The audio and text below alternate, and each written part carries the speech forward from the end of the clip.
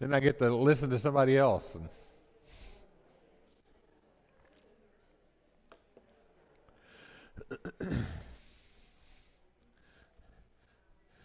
There are several ways you could take the lesson that we're talking about today, and the way I'd like to take it may be a little different than what we have, what you might expect. As I was growing up, I listened to my father preach about honor your father and mother, and I felt like he was shooting darts at me every time he spoke on that topic. So I'm not going to talk about that kind of approach today. We'll talk about something a little different.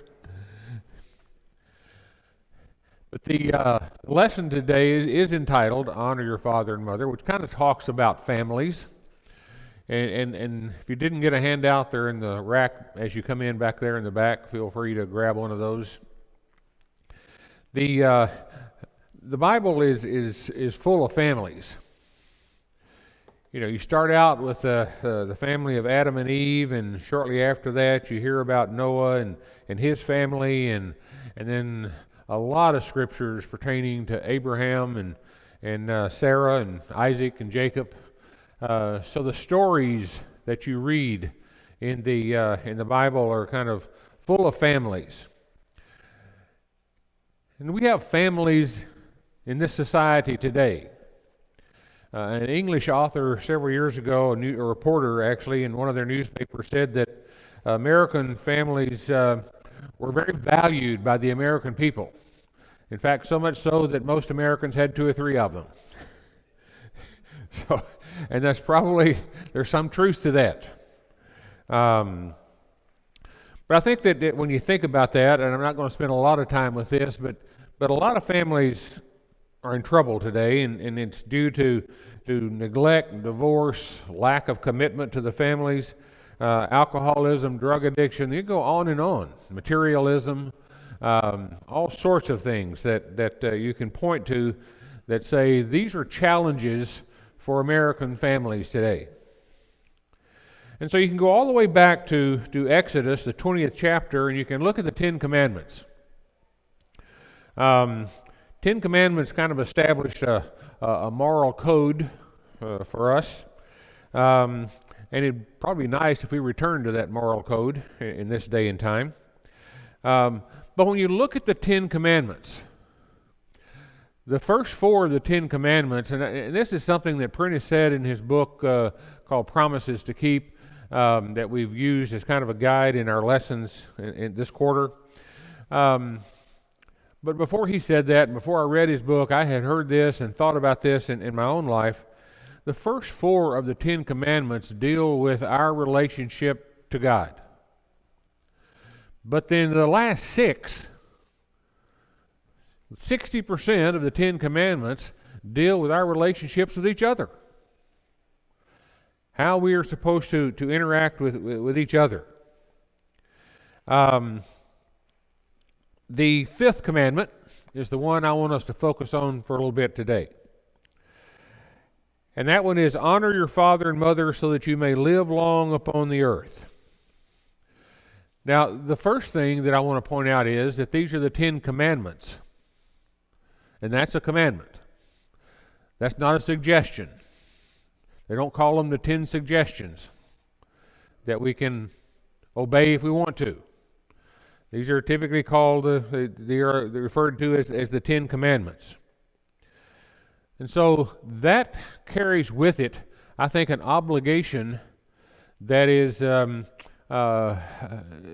very strong obligation, strong sense of obligation associated with that, because it's the first one that deals with he could have put 7, 8, 9, 10 as the 5th one, but he didn't. He put the 5th one, the first commandment that he talked about when he talked about our relationship with each other was honoring your father and mother.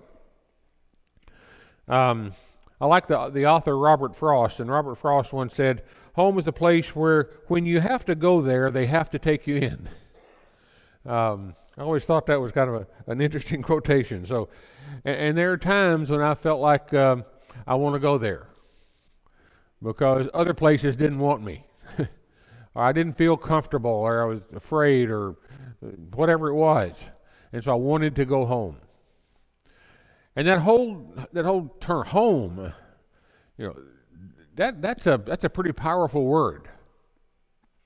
We talk about home is where the heart is, home sweet home, all these types of things. But we really latch on to that word home because it has a meaning to us. If you look at what has happened, though, in our homes in this country today, and this is kind of where I want to get into what we're talking about in our lesson this morning. If you think about the Americans of today, and look at historically what has happened since 1900, let's say, go back 120 years. If you do that in the trends that we've seen is 1900, only about 25% of the people ever lived beyond the age of 65. But you come up to around 2010, there were 40,300,000 Americans that were over 65. In 2018, that number had grown to 52 million. In 2019, the number was 54 million. It's approaching 20% of the population of this country now is over the age of 65. There's some great news there. Those of us who are older, over 65, I guess that kind of means we can take over the country. If we can just remember when and where we're supposed to start that. So I'm in that category. I'm in that category. But when you talk about honoring your father and mother, and you talk about getting older, I'm going to share with you some personal information here in a few minutes. But before I do that, I want you to turn to Matthew, the 15th chapter. In Matthew, the 15th chapter, a couple of scriptures here we'll point to. In the 15th chapter, in the first through the 11th verses, we're talking here. Jesus talks here about kind of how you're supposed to deal with parents. He said, "Then some Pharisees and teachers of the law came to Jesus from Jerusalem and asked, 'Why do your disciples break the tradition of the elders? Why don't they wash their hands before they eat?' And Jesus replied, 'Why do you break the command of God for the sake of your tradition? For God said, honor your father and mother. And anyone who curses his father or mother must be put to death. But you say that if a man says to his father or mother, whatever help you might otherwise have received from me is a gift devoted to God.'" So what they were doing at this point in time is they were violating that fifth commandment. Instead of taking care of their parents and taking care of their father and mother, they were giving to the religious leaders of the day and said, "I'm devoting what I would have given to you and taken care of you with, I'm devoting that to God." So in that beginning there in the fifth verse, "But you say, if a man says to his father or mother, whatever help you might otherwise have received from me is a gift devoted to God, he is not to honor his father with it. Thus you nullify the word of God for the sake of your tradition. You hypocrites! Isaiah was right when he prophesied about you.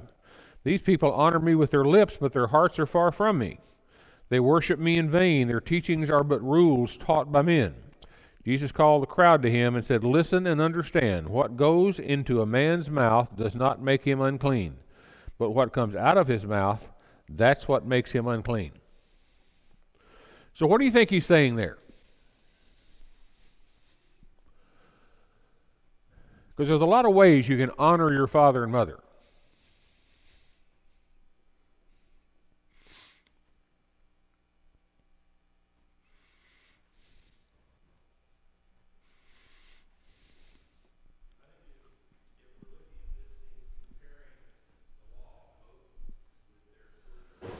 Attitude and their behaviors, he's saying you got it all wrong. You think you're right. You think you are looking at every little detail, and yet you're missing the big picture. You're missing what I'm trying to get across to you. Okay. And you're worse off than if you didn't even believe in it, because you're going in the wrong way. And worse than that, you're leading others down that path. So Exactly. I think it's a pretty tough thing he had to say. So they're missing the big picture. They might have been acting pious. They might have been attending church all the time. They might have been putting on all the trappings of religious people, but they weren't doing what they were supposed to do. And so I think that's the key thing that we're thinking about here. If you'll turn over to John, the 19th chapter, beginning with the 25th through the 27th verses, it says, near the cross, and this is kind of how Jesus, at his death, he was still honoring his mother. He's hanging on the cross, and he's still finding a way to take care of his mother. Near the cross of Jesus stood his mother's sister Mary, the wife of Clopas, and Mary Magdalene. When Jesus saw his mother there and the disciple whom he loved standing nearby, he said to his mother, "Dear woman, here is your son." And to the disciple, "Here is your mother." From that time on, the disciple took her into his home. So here's a person, I am sure if I were going through that, I would be focusing on my pain. If possible, maybe anger against those people who had just nailed me to this cross, knowing I was about to die. And I would be consumed with self-pity, I'm sure. But Jesus is thinking about his mom standing there. And so I think that's a good example, right? One of his brothers, his earthly brothers, who later became prominent in the church in Jerusalem. How he must have felt when he became aware that Jesus had done that. And I don't, personally, I wouldn't want, I'm not second guessing Jesus, but personally I wouldn't want somebody to appoint somebody else to take care of my parents, because me and my brothers took care of them until they were gone. And it's just a kind of a side note, you know. You know, but I think of what might have been going through his mind at that time. And when he looks down from that cross and he sees his mother, and she's obviously grieving, she's obviously in pain, emotional pain as well, because of what her son is going through, and he's thinking, wait a minute, who's going to take care of her? And there, one of his apostles, whom he loved, is standing next to her. You take care of her. And so, I don't know. I'm not second guessing him either, but have no idea why that would have happened the way it did. When he didn't have time at that point in time to lay out a plan and put a plan in place and call the people that could take care of her into a meeting and decide how we're going to go about this. Maybe it was just a reaction. Yes. Believing in him still at this time, do we? No, we don't have it. Because it was later on that his brothers accepted. Yeah. But that had to be a really emotional experience, at that particular time. So I want to share with you just a little bit, some of the issues around dealing with parents. Especially, I want to focus on dealing with parents who are elderly, and how you honor parents who are getting older. And this is kind of some personal information, and as I went through this, I kind of struggled with how much detail to give you, but I think everybody's all right up there.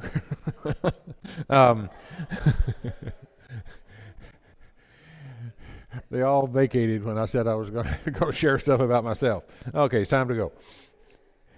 My parents were married 74 years. My dad died May 5th in 2014. At that point in time, he was 96 years old. My mom died 4 years later on May 6th, and to this day, I believe she thought, I'm going to make it one more day than he did. May 6th of 2018, and she died at the age of 97. I guess I have a lot of memories growing up. My dad started his life as a grocery store manager. he began preaching when he was 15. I think I shared this with you early on in one of these classes.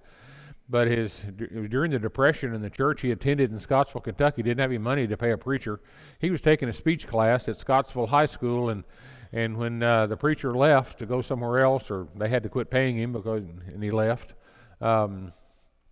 he was approached by the elders. Said, "You're taking a speech class. Why don't you just practice your speeches on Sunday by preaching?" And so he started doing that. He and a friend of his were taking the same class, Jack Turner, and so they started preaching. And he went on to, in his professional career, he managed a couple of grocery stores, Houchins Markets, which is a chain of grocery stores around in Kentucky and Tennessee.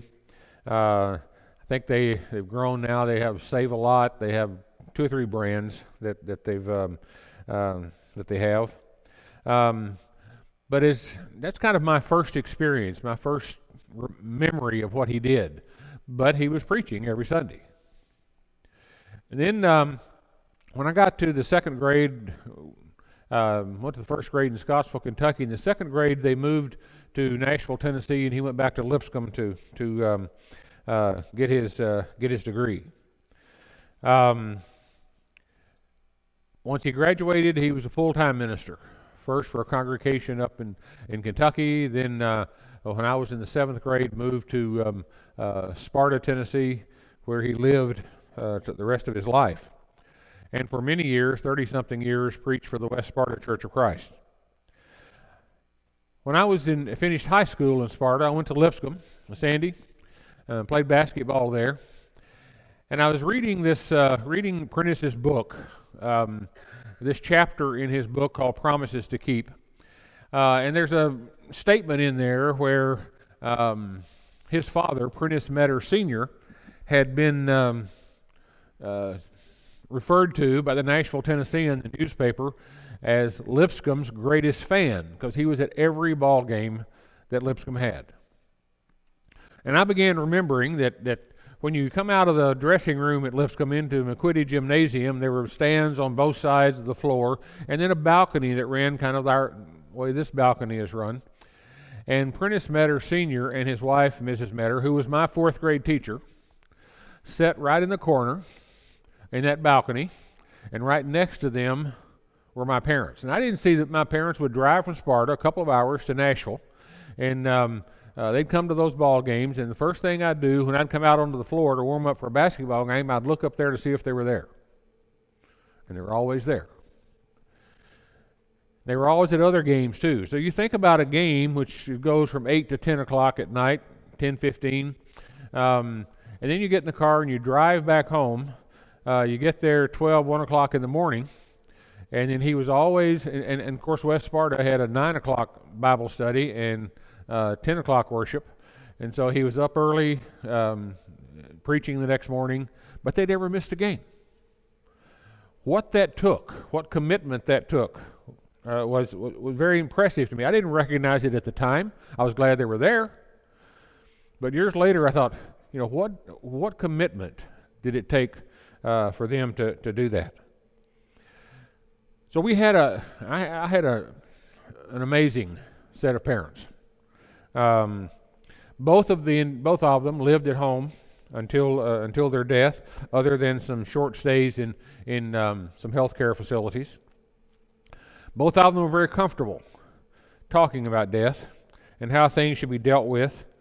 All those conversations were very difficult for me. When they moved to Sparta, it was about 1958, and as most churches of Christ did at that time, they built a preacher's home next door, and so we lived in the house next door to the church building. But in 1978, they decided to build their own home. And my dad had always wanted to build a home that, my mom loved antiques, so he wanted to build a home that looked like a barn. And so he did. And you walked in the front door, and there was a 40 by 40 living room. It was only 3 bedrooms and 2 baths, but they were off to the left. Little stairs go up to 2 bedrooms and a bath upstairs, and a master bedroom and a kitchen behind it. But the living room was 40 by 40. And I tell you that because that home became the home of West Sparta Church of Christ, too. Shortly after they moved in, it was probably a year or two after they moved in, and everything had kind of gotten everything settled, they had 119 people from church for dinner one night. I remember going to the church building, getting all the tables out of the church building, and bringing them down and setting them up in that big living room, and even across the balcony that overlooked the living room.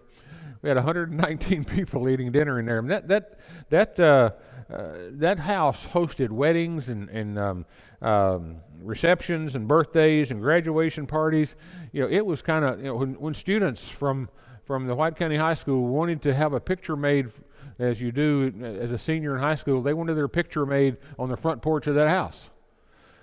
Wasn't a great house or anything, but it was just what they had been involved with, and what they had attended at that house, and how much that house and what the family meant to them at that time. And then I remember them leaving that home. It had a 3/4 of an acre lot, and my dad's getting close to 90, and trying to take care of 3/4 of an acre, and the trees and shrubs and all that sort of stuff was very difficult. And so they moved back to the preacher's house. They'd remodeled it since we moved into it in '58, but moved back to the preacher's house next to the church building. Rented that from the church for a few years. But I remember the auction that they had in July, 90-something degree day, and the stuff that they sold off that wouldn't fit back in the smaller house. They had a lot of help. I have some great friends that are my age, went to school with there, Sherry Beth McCulley, Anna Lou and Walt Holman, Jeff and Sue Ann Turner, Tom and Linda Alsop, people that are very close to me, as close to me as any member of my family is right now. But they were there every day. One of them would stop by the house just to check on them, see how they were doing.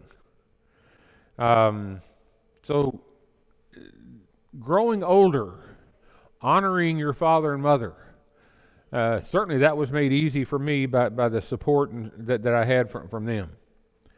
And then in 2014 and 2018, they passed away, and the newspaper in Sparta called me both times and asked me if I would write an article, and I wrote a full-page article and put a picture of my mom and dad in the county paper. Their funerals were sad, but there were celebrations of their life and what they had done. There were people who came to their funerals who, I'm standing there greeting them, and people who came to those funerals said, I just want to tell you how much your dad did for me, how much your dad meant to me, and how much your mom did for me, and when she came to our house and took care of this, that, or the other. Things I'd never heard of. But people who felt the same way about them as they did, as I did. And I never heard, this is something I've always wanted to emulate as a parent, I never heard either one of them say anything that I wouldn't be very comfortable saying right here to you today. Never an off-color joke, never a swear word, curse word, never. Just never heard it. And I've always wanted, when I got older, I wanted my daughters to be able to say that about me. And I think not so much for me, but because that's a way to honor them. That's something I appreciated, I thought was fantastic. I mean, didn't think about it at the time, but as I've grown older, I thought, what kind of self-control did that take? How easy would it have been to say or do something that's probably not the right thing to say or do? But I didn't hear that. I was never exposed to that. So I guess I want to focus today, and this is kind of, hopefully you've got some suggestions too, on honoring your father and mother at the end of their life. What happens toward the end of their life? So it has stopped advancing again. You'll have to advance the slide. Thank you. And this is just some practical suggestions, and as I said, hopefully you'll have some of those as well. Know when to step in with your parents and when to allow them to continue making decisions for themselves. And my wife and I are struggling with this right now with her mom. Her mom's 94. And up until last week, lived by herself in her house. People coming in periodically throughout the week. We tried some live-in help. That didn't work. They had mostly language issues. I mean, no one that we could find to hire spoke English. And her mom, while she's a little hard of hearing, doesn't speak anything else but English, and so that was very difficult to find that fit, and haven't been able to do that yet. But at the same time, it'd been easy to say, okay, Mom, you're going to go over here and you're going to stay in this home. We're going to put you in an assisted living somewhere. And while that's discussed, it's been discussed openly with her. And I really respect the way that my wife and her sister and her brother have taken the approach. It's been a long process, but they have those conversations with her. It's very difficult, Mom, for you to stay here and take care of yourself. Here is a facility that has people you can socialize with. There's activities you can be involved with. You've got some assistance, making sure you take your medicines at the right time, checking on you several times a day. Is that something you want to do? And so I think in the last, she about 8 weeks ago, she was diagnosed with COVID. And I thought, 94 years old, COVID, this isn't going to work. But she's a strong lady. She pulled out of it. And the last 2 or 3 weeks, they've been having those conversations. What do you think? You can't take care of this house. You can't stay here and by yourself. You forget to turn off the stove. You forget to turn off the water or whatever it is, and major damage gets done, or you injure yourself, and nobody is here to take care of you. But you've got to have those conversations, and you've got to know when to step in. Prentice in his book said he and his sister Linda, who I went to school with, he and his sister Linda, they made the decision and had the conversation with them, and their mom cried for a month, and they went into an assisted living. We haven't been comfortable doing that yet. So I think that first point, knowing when to step in and when to allow people to deal with issues, because she's a strong lady. There's a lot of things she can do for herself. And there's a lot of memory she has. Now, maybe she can't remember yesterday, but boy, she can remember sharp as a tack when it comes to talking about things that happened in the 30s and 40s and 50s and 60s in the last century.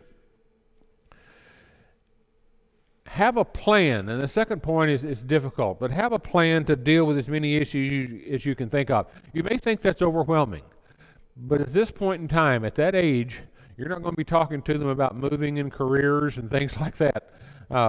It's a limited amount of items to think about. And I think there needs to be a plan. You have to talk about those things. So many times I have seen elderly people, when approached by their family, say, we need to talk about it. I don't want to talk about that now. I can understand why. That's not a comfortable thing to talk about. But you really have to have those conversations. Ongoing and thoughtful communication is key. Not only just what you talk about, but how you talk about it. And I've appreciated how my wife and her family have taken, this is an option. Here's an opportunity. Let's think about this. You don't have to make a decision right now. Let's talk about it again tomorrow sometime. Not pushing somebody to do something, but suggesting something, encouraging people to do what you think they need to do because you love them. Not because you're trying to force them to do something, not because you're trying to get responsibility for caring for them off your plate, but because you love them and you want them cared for 24/7. And we have obligations for our own families and our own spouses and our own children. We honor our parents by making sure that they're taken care of. And here's one that I had to learn difficult. It's difficult. I had to educate myself about being a caregiver. That's not something that just comes naturally, especially in today's world. The emotional, the logistical, the financial side of caring and honoring your parents as they get older. That's something that requires a lot of thought. I mean, logistical is mobility stuff. How do you get around? How do you get your groceries? I mean, those are logistical things. And while that's kind of nuts and bolts stuff, it doesn't just happen automatically. I mean, you think, well, there's people who deliver groceries. Yeah, but my mom doesn't have a computer. In her last years of her life, she didn't have a computer. I bought my parents 3 different computers and set it up, showed them how to use it, and it was a paperweight until I bought them the next one 3 or 4 years later. It never got turned on. So they can't go online and order what they want to and have it delivered to their homes. They're not. That's just something they're never did. And that's an expensive piece of equipment. And you think about people who grew up and lived during the Depressions and 30s and 40s in the last century. I mean, you think of a piece of equipment that cost $2,000 or $3,000 at the time. I don't want to touch it. I might break it. I mean, that's overall the thought process they have. My grandsons are, let's punch some keys and see what happens. We break it, we'll turn it off, turn it back on, reboot it, and start all over again. It's a whole different perspective. But that's logistical stuff.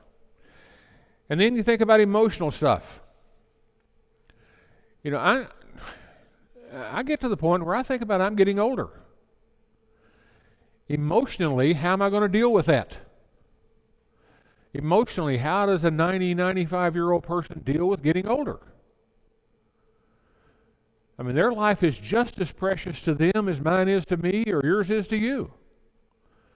And in their mind, while the body may be failing them, in their mind they're still thinking about things they thought about 50 years ago.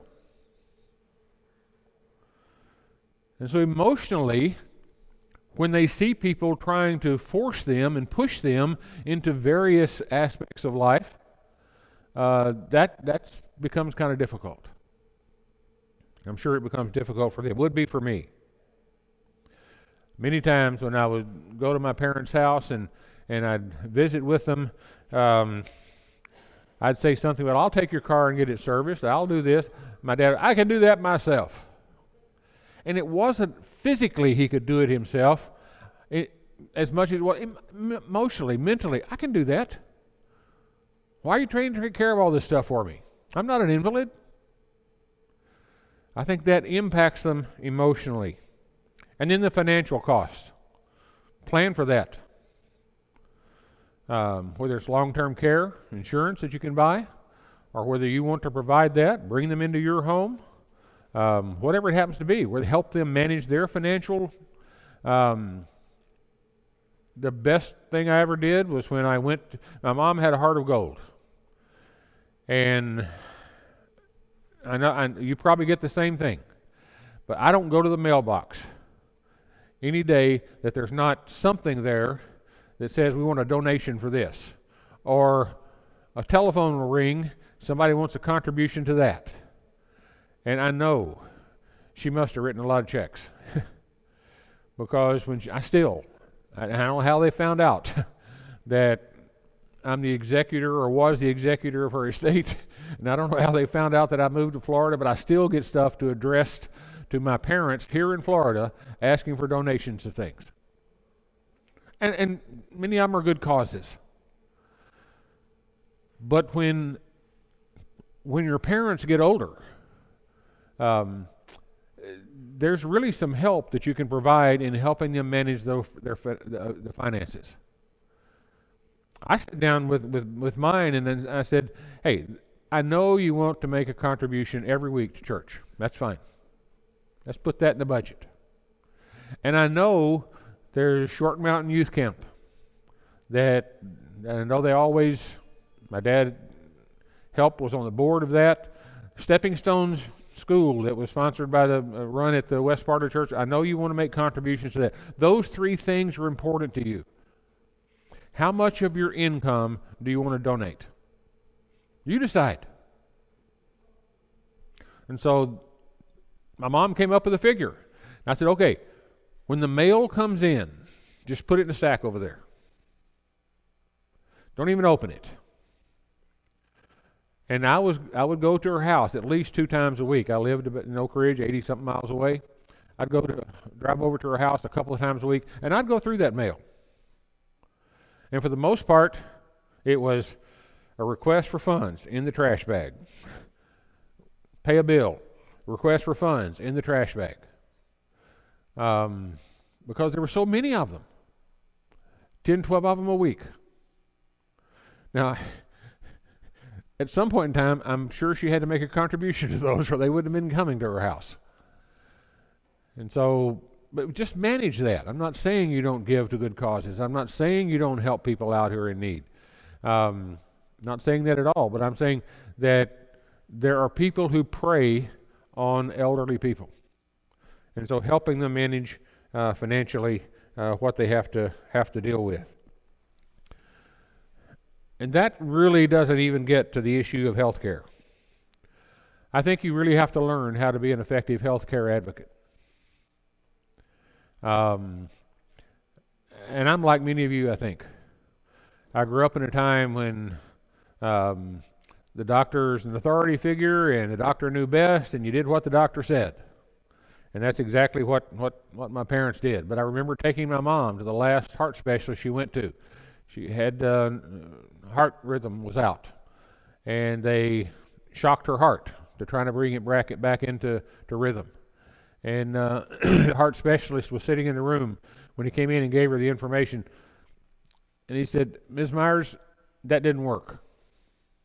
We're just going to have to manage it with medication." And he looked at me and kind of shook his head. She didn't see it. She wasn't looking at him, but he kind of shook his head. And I thought, okay, we're approaching the end of this life. And it wasn't probably 4 to 6 weeks later that she passed away. You've got to watch how people care for your parents. That's a way that you honor your father and mother. You've got to watch for financial fraud, financial abuse. How many people, even members of the church, who would come to my parents' house and sit down and talk to them, "Well, Charlie and Ruby, you need to make an investment."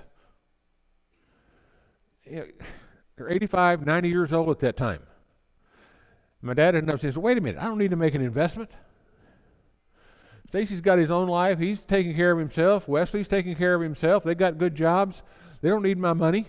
I'm not trying to build a big portfolio here to leave to them. I'm good." So he had enough sense to, but people who would come and ask them to invest in these harebrained schemes and ideas that really didn't make any sense to anybody, much less somebody who's 85, 90 years old. And you've got to be aware of the issues that surround end of life. I think it's called, Chris can tell, palliative care that you give people when they're approaching the end of their life. I think that's a good name for it. That's a very difficult thing to do. Very difficult thing to do. And I think one of the things that's kind of that a lot of people deal with this, and I've seen some of my friends deal with the same thing. They have actually put their own health at risk to take care of their families. By how much they travel, how much they spend away from their own families, what they do to help their parents. You got to make sure you take care of yourself. Because if you can't take care of yourself and you get ill, you're no good to them. And so that's important. What other suggestions would you have? I mean, those are just suggestions that came to my mind that I went through, but what other suggestions would you have? Yes? Your story about your parents kind of brought back some memories of mine regarding my mother, and a very independent woman, and like you say, grew up in the Depression and had all the experiences there. And I was living in Tennessee and she was in Ohio, but my sister was in Ohio, not far from her. So we quickly decided it was a team effort, because my sister, who was closer, could deal with things that were happening while I was 2 states away. The other piece of the teamwork was there were some things my sister didn't even want to deal with. Either didn't know how to deal with it or didn't want to deal with it. So she and I divided things up, and luckily she and I were a good brother and a good sister. I mean, if you got bad, I don't know what you do, but we were very compatible. So we divided the thing up there. if my mother had a question about insurance or about something like that, it would call me, or my sister would call me. If it was something else that related to immediate things, that my sister, I can handle that. The financial thing, my mother allowed my sister to have a joint checking account. And that was a really good thing because my sister could help her work with it. And so there's some teamwork. If you've got someone that you can team with and provide that help and support, and two is better than one. I think the Bible says something about that isn't it, somewhere. But if you've got someone that can team with you, it's a good thing all the way around. Really. Yes.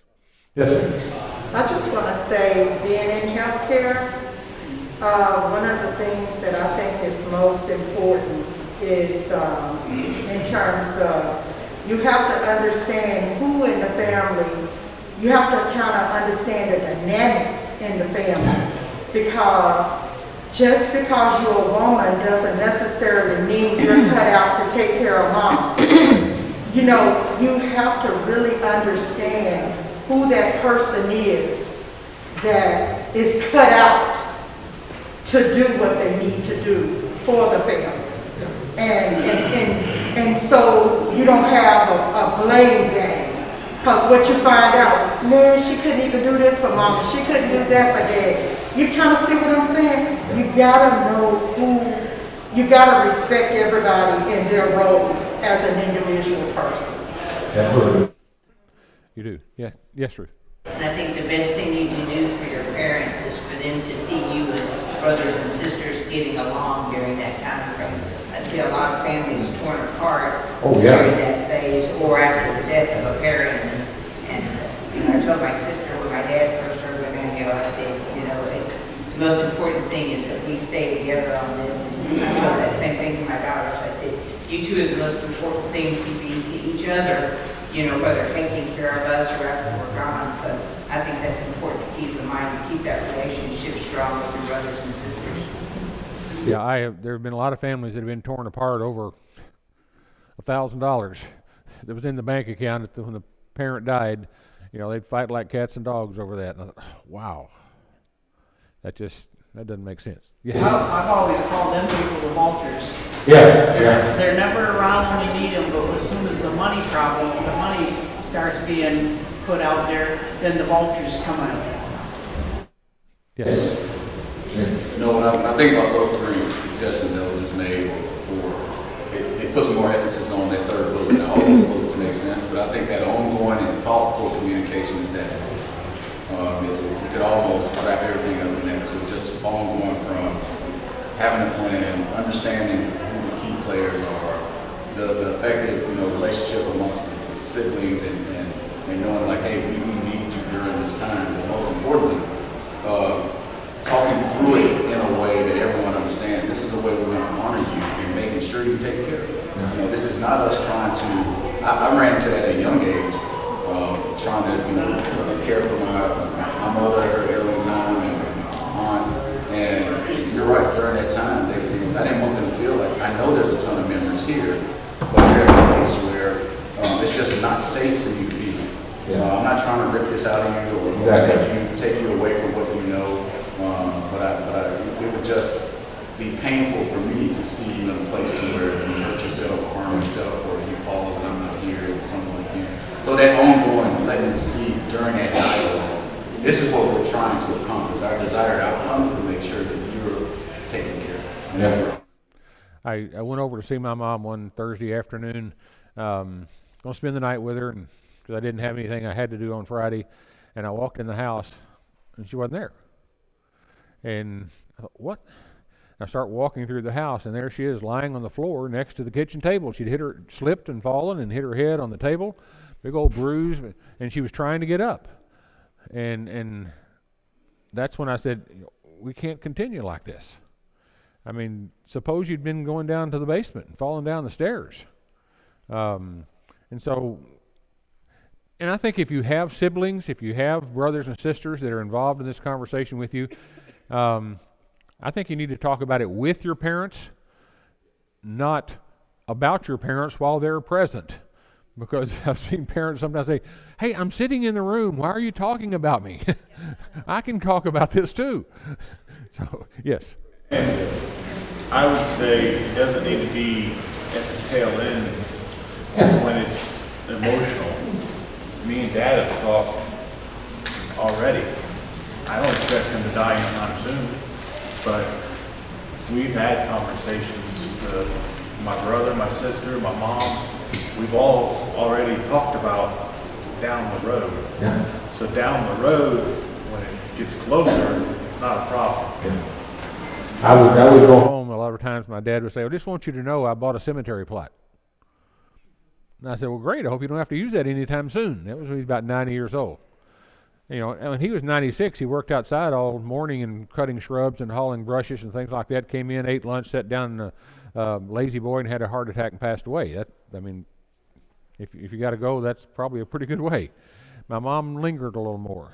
But once he did that, that really made me, hey, we need to start talking about some of these things. And so we did that for 4 or 5 years. And I think it's good that you start early. It's not a morbid topic. Everybody's going to die. But having that conversation so that you have some guidance about what their wishes are. Again, that's how you honor your parents. You uphold those wishes. I have gone over my time.